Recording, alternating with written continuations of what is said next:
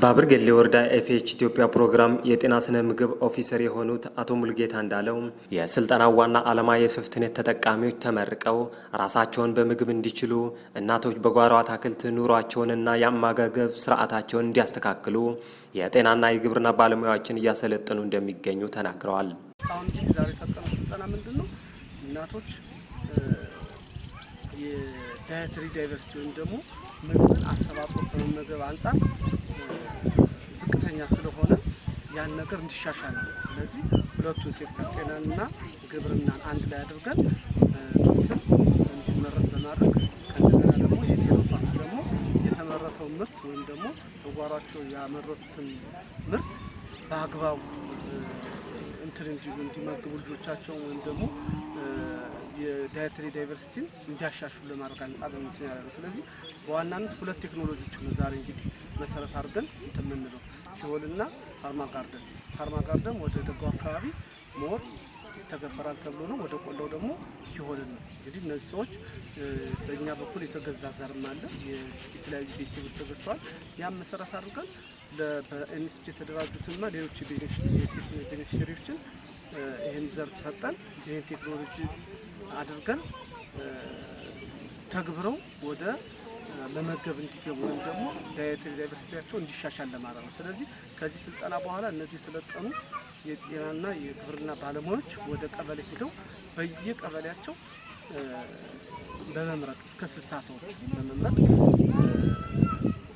ስልጠና በመስጠት እኛም የስልጠናውን ፕሮግራም እናስኬዳለን። በቀበሌ ደረጃም ለነዚህ ለተመረጡ ሰዎች ስልጠናውን እንሰጣለን። የ01 ቀበሌ የአትክልትና ፍራፍሬ ባለሙያ የሆኑት አቶ ተስፋ ኪሮስ ዞዱ እንደተናገሩት ስልጠናው እናቶች በቤት ውስጥ የጓሮ አትክልትን በመትከል በንጥረ ምግብ የበለጸጉ ምግቦችን እንዲመገቡ የሚያስችል ስልጠና እንደነበር ይናገራል። ስልጠናው በጣም ደስ የሚልና አዲስ ነገሮችን ያላወቅናቸውን ነገሮች እንድናውቅ የሚረዳ ነበረ።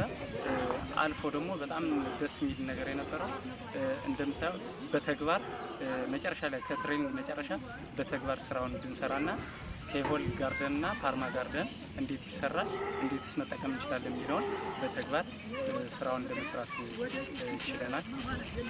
እንግዲህ ይሄ ተያይዞ እኛ ይህን ስልጠና ከወሰድን በኋላ ቀበሌ ላይ ወርደን ሞዴል መንደር ላይ እናቶችን መልምለን ቢያንስ ይሄ ነገር እንዲቀርና የተመጣጠነ ምግብ እንዲጠቀሙ እናቶችን ምክር ሀሳብ እየሰጠን ከሆል ጋርደንንም ፋርማ ጋርደንን አሰባጥረን ስራውን እያሰራን እናቶችን መመገብ እንዲችሉ ልጆቻቸውን በምግብ ፍጆታ ራሳቸውን እንዲችሉ ማድረግ ነው የኛ ትልቁ ስራ የሚሆነው።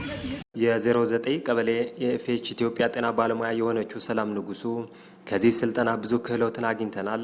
እናቶች በጓሮአቸው አትክልትን በመትከል የአመጋገብ ስርዓትን እንዲያስተካክሉና በህፃናት ላይ የሚደርሰውን የመቀጨጭና መቀንጨርን ለማስቀረት እስከ ቀበሌ ድረስ በመውረድ በስልጠናው ያገኘነውን ስልጠና በተግባር ለመስራት እንደተዘጋጁ ትናገራለች። ኒውትሪሽን ስንሰራ መቀንጨርና መቀጨጭን ማለት አንድ ህፃን ሲወለድ ጀምሮ አንዲት እናት ካረገዘች በኋላ ምግብ ከራሷ ነው የሚጀምረው። ከወለደች በኋላ ነውና የሚለው መቀንጨርና መቀንጨጭ የሚለው የሚመጣው እሷ ካልተመገበች፣ እሷ የተለያዩ ነገሮችን ካልወሰደች ያንን ህፃንና ጽንሱን እየጎዳች ስለሆነ ምሳሌ ማዘር ቱ ማዘር ግሩፕ ማለት እኔ ያች እናት ያላወቀችውን አንዲት እናት እንድታቀ የሚያደርግ ግሩፕ ነው እና ያንን ህፃን መቀንጨርና መቀንጨጭ የሚለውን በጓደኛውና በጎረቤት ተምራ እንድትሄድ ነው ማዘር ቱ ማዘር ግሩፕ የምንለውና ጉድ ዲሞንስትሬሽን ደግሞ እናሰራለን።